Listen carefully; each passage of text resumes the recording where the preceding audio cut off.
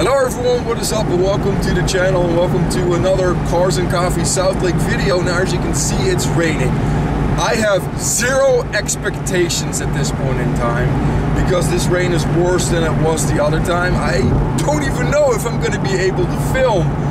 Why am I still going over there? Because I'm holding out hope that the car gods are doing us a solid, that by the time I'm there, the rain is going to be gone. Of course, I want to talk about a great many things because we have a little bit of a drive ahead of us. What I want to talk about first is the Q&A. It is going to be happening this month. I got a couple of other questions. I hope I haven't missed some, but then you can still ask me a question and I'll type the answer in the comment section below that video whenever it goes live. But it is going to happen this month. Another thing, of course, the channel update. Right now we're at 7,100 subscribers. We are 2,900 away now from the 10,000 goal. So we are heading in the right direction and we keep heading in the right direction. So that is awesome. Another thing, of course, what is coming up in car review land? Well, this month it is going to be the MR2.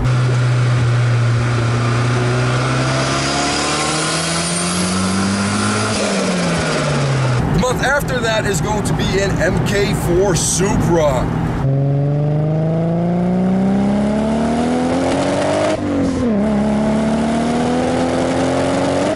And then the month after, S2K.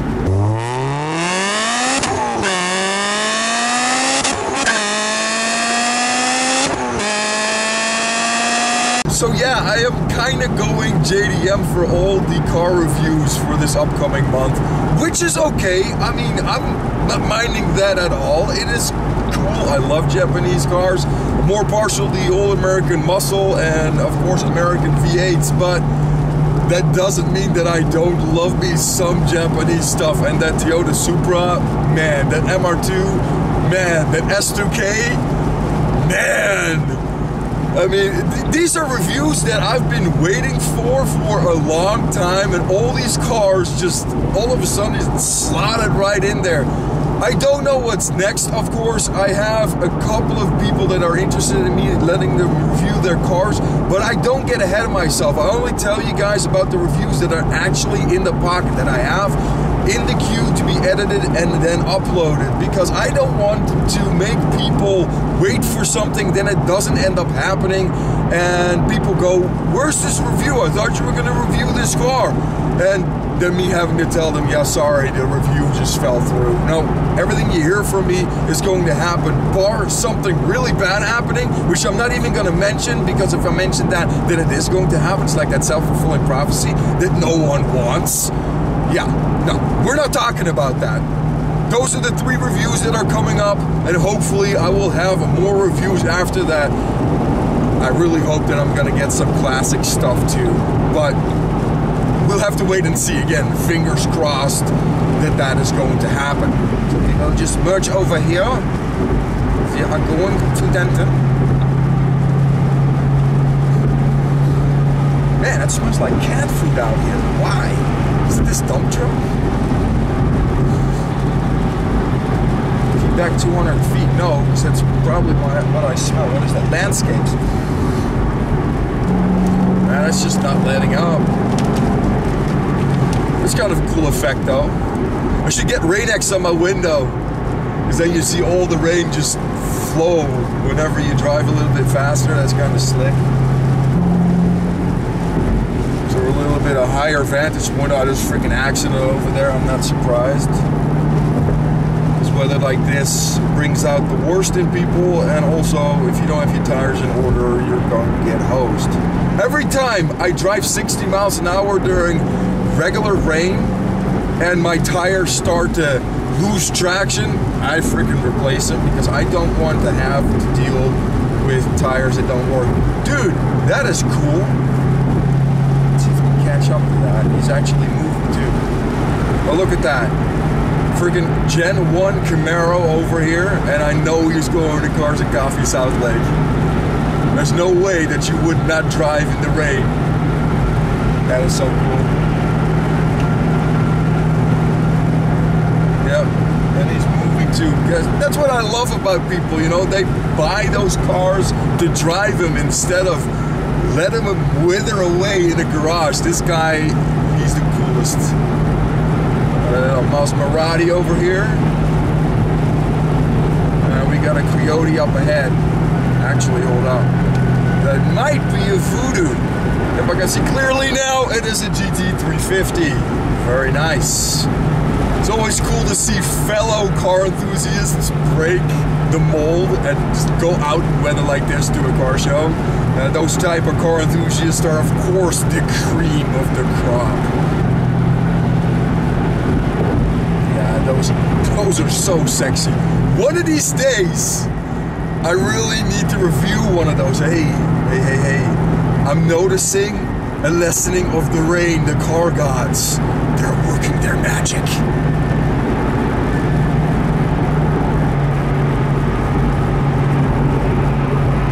I mean, that's just that sexy to me. Out of all the S550s out right now, that has to be a naturally aspirated 5.2-liter V8, making oodles of horsepower, that exceptional exhaust note. Oh man, I really hope that I'll review one of those in my lifetime, because man, oh man. Yeah, I don't know, guys. I don't know.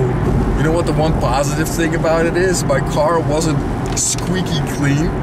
So now it's like, yeah, my car got dirty because of the rain, you know, it is what it is. That's what happens when you go to car shows and it rains. For sure.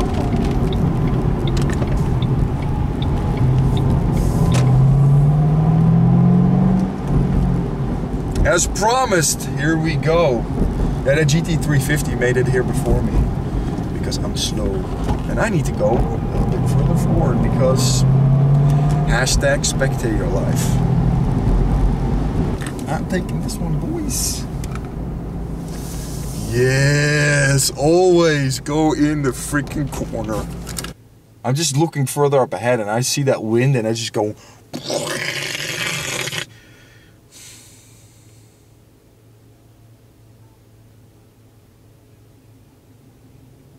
This might be the day that I'm hosing up my camera, people.